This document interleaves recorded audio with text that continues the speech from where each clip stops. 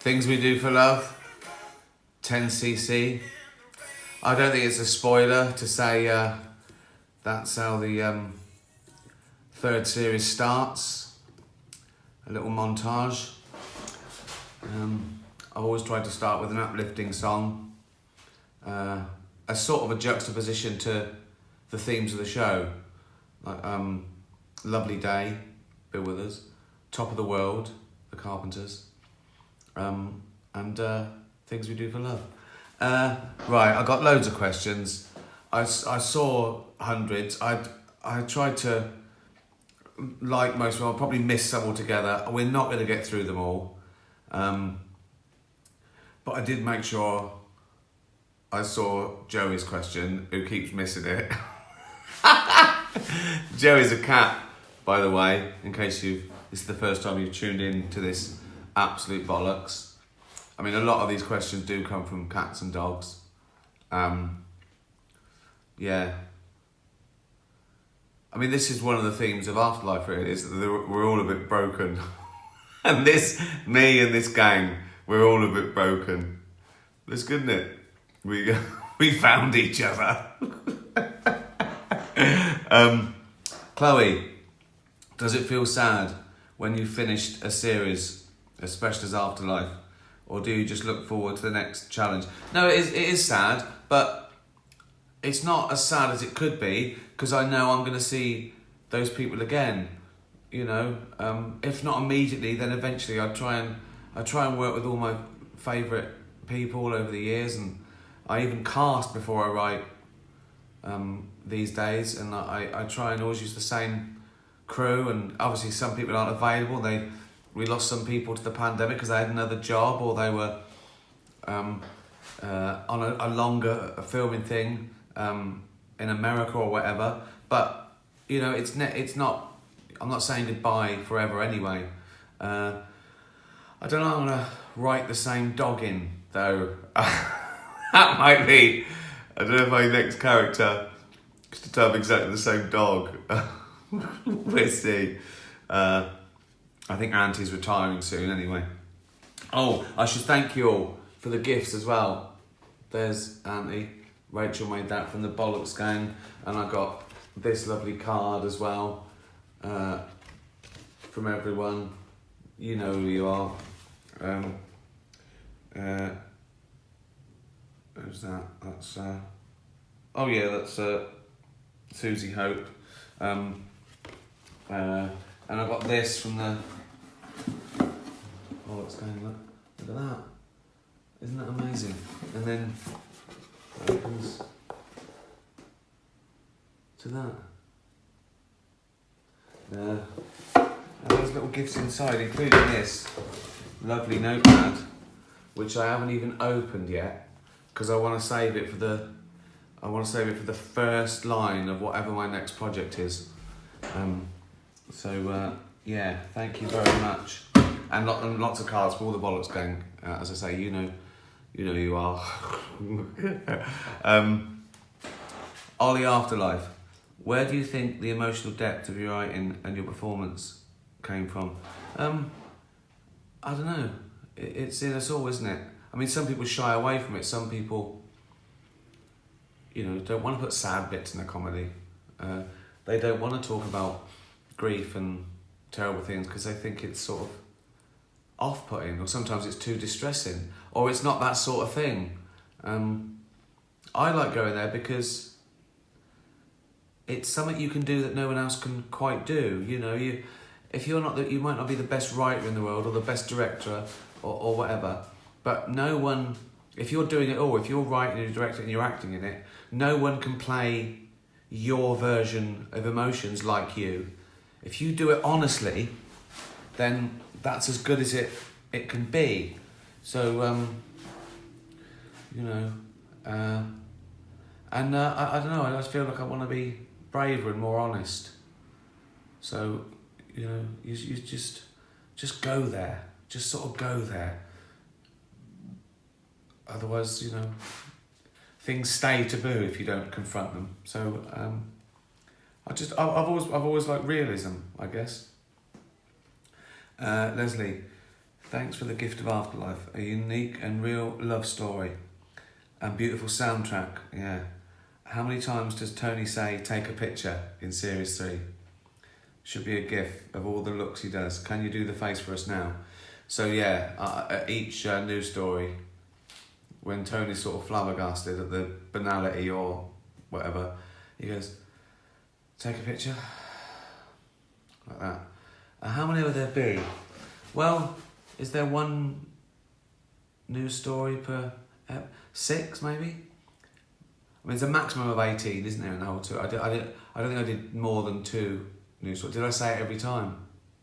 So, over the series, maybe 17 times.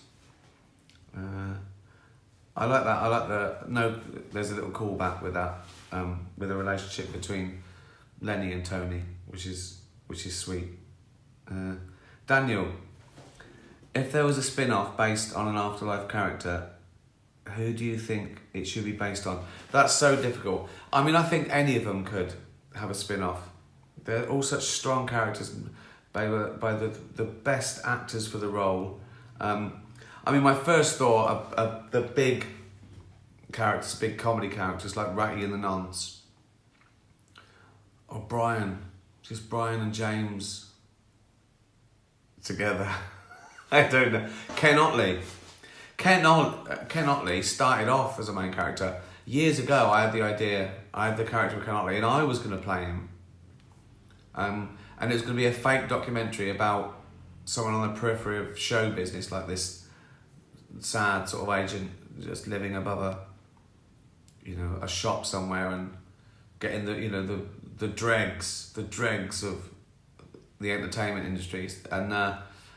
And then Afterlife came along, and I thought, this is a better idea. And I remembered him, and I thought that'd be a good little character just to have it after. And of course, I couldn't play him. That would be a bit weird. Me playing. That would break the realism a bit. So yeah, and I thought the perfect person for it, which is Colin Holt, who is a whirlwind. The problem with those big characters is you can get too much of them, so you still have to have an ensemble. You know what I mean? So, and would they exist in that world? I might as well just do Afterlife again. They'd be happy to do it. I did think of when I was writing, I did think it would be good to do Taxi Driver the musical, just a one-off, and or write one novel.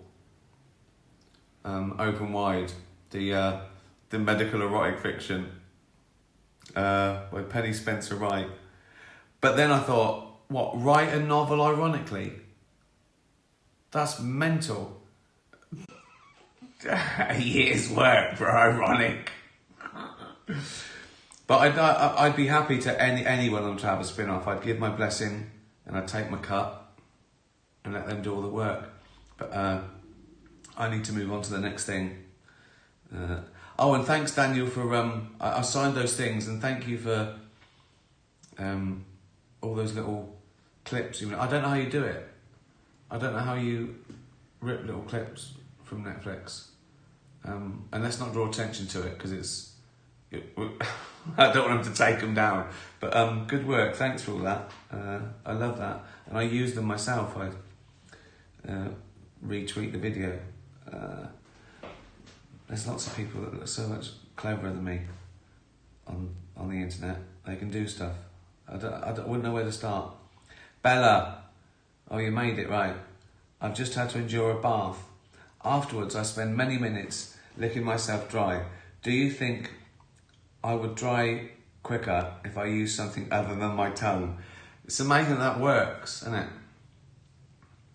What is that? What is happening? So are you? I suppose you're licking off the water and swallowing it. So it's like you're sort of like your tongue is like a little flannel that you keep wringing out down your throat. It works. Don't worry about it. Would you like a hairdryer, Bella? Would that? You wouldn't want that, would you? You want a hairdryer, do you? No, stick with the tongue. Again, a towel. You don't want.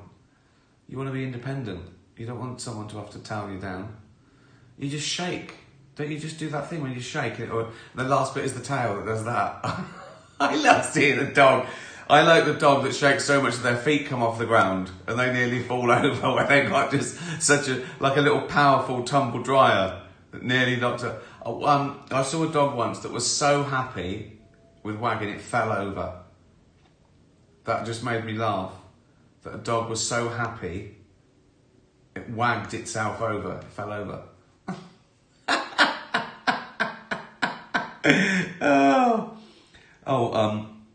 Also, what's your next project now? Afterlife has been released.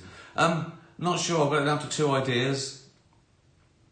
I know I want to do a new stand-up straight away. I want to get straight back in the saddle. I've delivered that. It won't be out for months on Netflix. It seems old now. I'm worried about if I do a joke about Boris Johnson, people go, "Who's that?" Hopefully, he won't be around in spring, but we'll see. Although I shouldn't worry about being old because people are still watching Humanity and Animals and luckily, there's enough jokes about Hitler, and he's evergreen, isn't he? So a new stand-up called Armageddon. That's all I've got the title and what I want to do about. And then a new project which I don't know. I'll just take maybe a year. Goes from one thing to the next. We even considered having a holiday. Maybe. We haven't had one for like 35 years. Oh God. Cat called Sherlock. Any plans to release bloopers? Yeah. Next week. Or this week. End of this week. The weekend. This weekend. It's just about, 15 minutes of the best. Well, it was a lot, but you get bored with them. So they're crunched down. Look forward to that. Gunnar, did you have Tony Way shave? Did you have Tony Way shave before the belly raspberry? No. He's perfect. He didn't need to shave. He's like a big baby, big smooth baby. I wonder if he's watching this. Oh dear. A big smooth, it's like kissing an egg. A peeled, hard-boiled egg.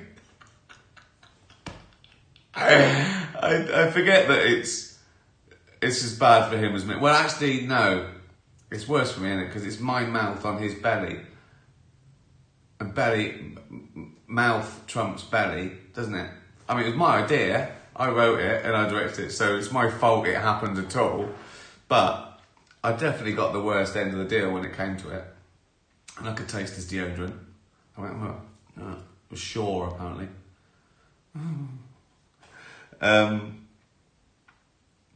Joey, made it. Which scene had the most outtakes? Right. So, the first thing I think of would be maybe Brian talking about this. It's not a spoiler, but telling James about the home video he made with his ex-wife. That took a long time. I was in the hall of the house, and with headphones on, and I was still ruining takes with laughing. Ken Otley's always do it, particularly in the meeting where it's sort of, some of it is semi-improv. You never know what's going to happen, and they're all there, so it's impossible. And right in the answer, it might be Brian telling Valerie the joke. And he kept making it worse and worse. I won't give anything away.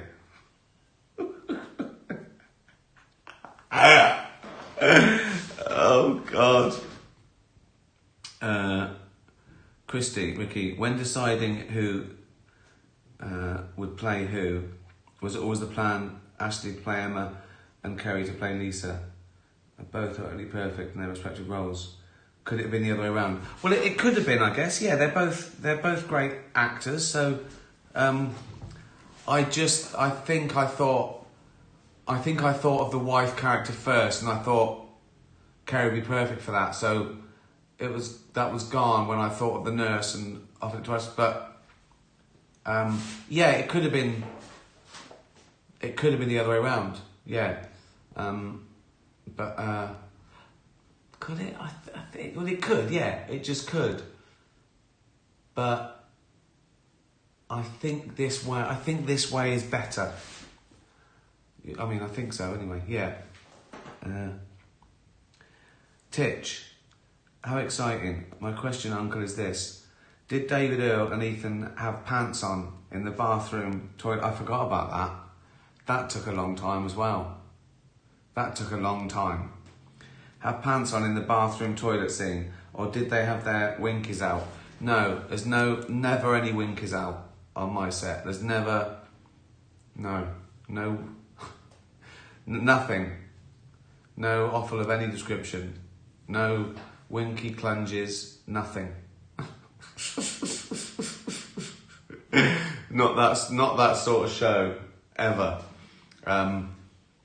No, he had, so David Earl had his own pants on and then fake pants in his trousers around his, costume. And I remember costume showing us the pants and they looked really grimy, looked really horrible. It was funny. And Ethan it's like a little flesh coloured tight sort of pant thing that you can't see underwater. And it's sort of stretchy and really tight, so it looks surgical and skin colour, and it really works. He looks totally naked. Yeah, what a trip. It's still embarrassing. It's still embarrassing being fake naked in front of everyone. You know what I mean? So I don't know how people do it for real. Forget it. If I wrote a script like it could be the best script in the world, and they go, Ricky gets naked, forget it. Damon Chandler. What was the last show someone spoiled for you? What, you mean like telling me Oh, I know. So, we're in New York, and this would be a spoiler though. This would be a spoiler for people who haven't seen it. I've got to tell you now. Watching the last series of The Sopranos, Outtakes, by coincidence, we were having dinner with Michael Imperioni, the guy who played Christopher. We walk into the restaurant, and he went, so they whacked me. And I went, I haven't fucking watched it yet. Telling off the actor for ruining. Oh, you idiot. So that one. Danielle, when you are waiting for people to watch your work, I don't know why I'm having to squint and look around. I could just get that out of the way and have the computer closer to me, but I'm an idiot. When you're waiting for people to watch your work, do you worry about the response you'll get? Yeah. Or because of your success in all your works, do you feel quietly confident about it? And what does the rare criticism does it make you question your work? Yeah. Loved Afterlife. Well, you worry about stuff, but I don't worry about critics. I did. The first time I thought, oh God, I thought it was the be all and end all. But one, you realise they're just one person. So it's, Two, you realise there's always one that wants to go the other way, that wants to be too cool for school. So you know that one of them, usually a posh paper, will try and go, this is rubbish. You know what I mean? Because everyone's saying it's brilliant, they've got to go, no, it's rubbish. So you know that's going to happen. And also, they've got no clout, really, like they used to. When you think there was 10 big papers that people read, and each one of them could halt a career or, you know, take a play off Broadway or whatever. Now it's, you know, they haven't got the clout of Twitter. They haven't got the... Because everyone's got an equality, everyone's got a voice, everyone's got a platform. So if one critic says it was rubbish, there's a 1,000 people that go, no, it isn't. So that doesn't worry me. I mean, I worry about fans liking it, I guess. I do it for them. But you can't second guess people. You've just got to do it for yourself and hope it goes down. You know what? You do it so it's successful enough for someone to say, do you want to do it again? That's one thing that drives me more than just the art of it. That you want it to be successful enough so they go, do you want to do another season or do you want to do something else? I am quietly confident with that. I do think, because I've got so much time to think about it, you know, I'm not going to do something that's so mental and so expensive that it busts a company, you know? And you get good at it. You get good at your job. You know, I think most people's failures are the first 5 things they do, and then once they've got the hang of it, then they keep working, or they do a thing that's totally wrong or too expensive, or they felt pressure. But once you sort of know what you're doing, you know there's always going to be, you know, enough audience relative. If I started making things like Game of Thrones that cost 10 million an episode and it wasn't the biggest thing that year, then I'd probably come unstuck. But that's not what I do anyway. So I know with what I do, it's gonna do okay.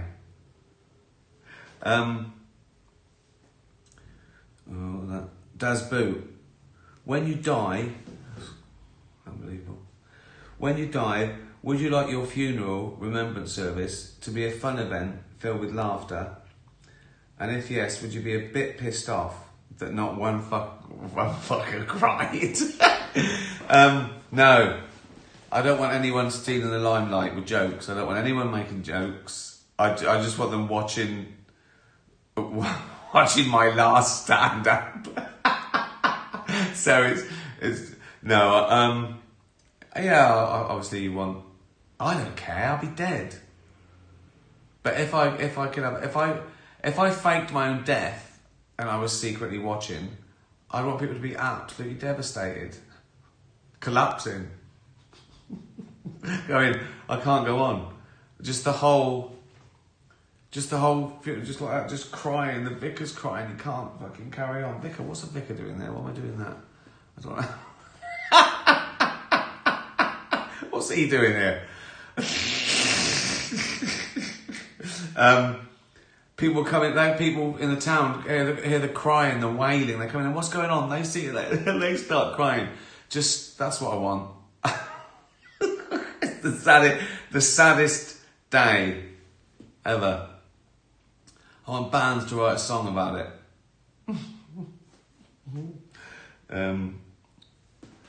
Val, do you think cavemen suffered from OCD, bipolar, ME, or any similar conditions? Or are they a recent development in man's evolution? What a great question.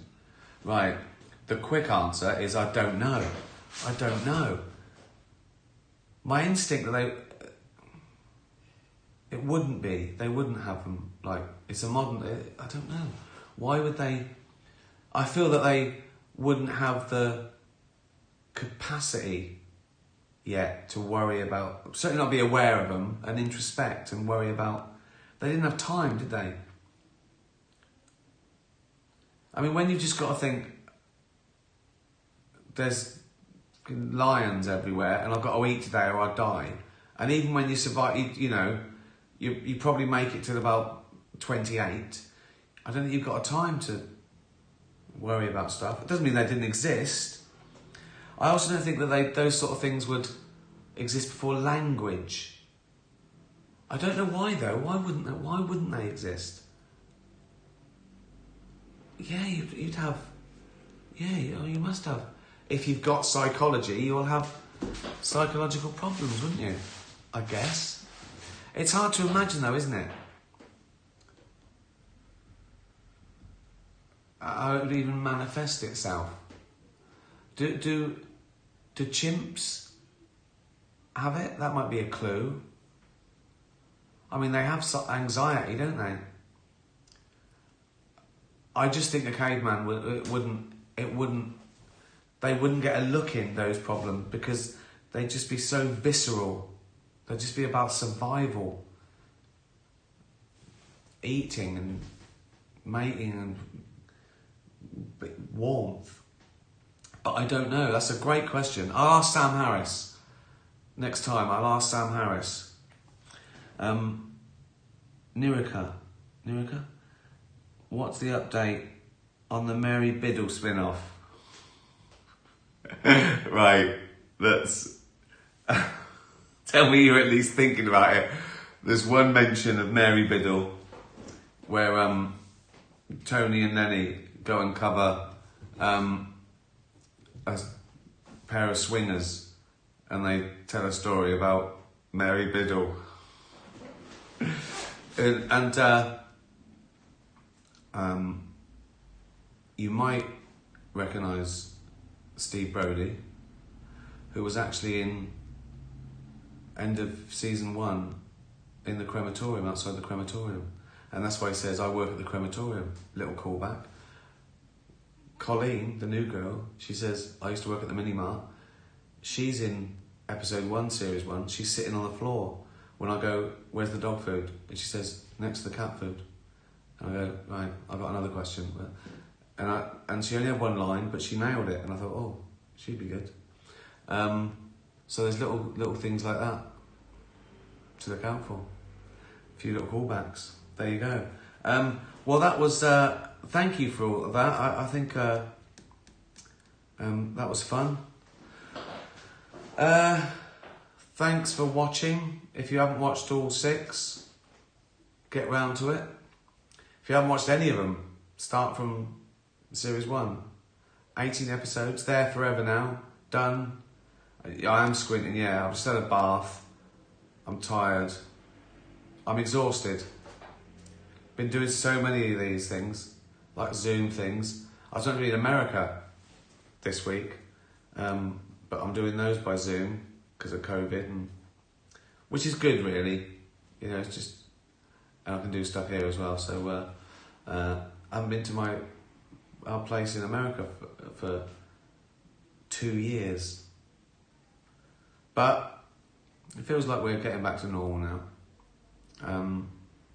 So yes, please keep watching. Please keep tweeting me. I love hearing your stories and your favourite bits, and I love people sending me videos of their dog watching Brandy. Yeah, I've never had a reaction like it. It's gone down a storm. I can't imagine what the viewing figures will be like. People have not only been watching sort of 1 and 2 again, but people had binged watched all 6 like the first morning. It's out around the world. It's been just the best few days. So the playlist is on Spotify and on Radio 2 on BBC Sounds. I did a little thing talking about the music as well. Check that out. Yeah, watch it twice as well. I think that counts in the viewing figures. Watch it on a different device. Just leave it on when you go out. Alexa, play Afterlife on Netflix. Siri, play Afterlife. Oh, the good old days. Thank you so much. I'll do one of these in the near future. I've still got a week or 2 of like mad publicity. Then I want to do some warm-ups. Thank you so much for my gifts. That's enough now. I love these gifts, but I always worry that you're spending your hard-earned cash. And I know you did a whip round and there was money left over and you gave that to an animal charity, so that's perfect. I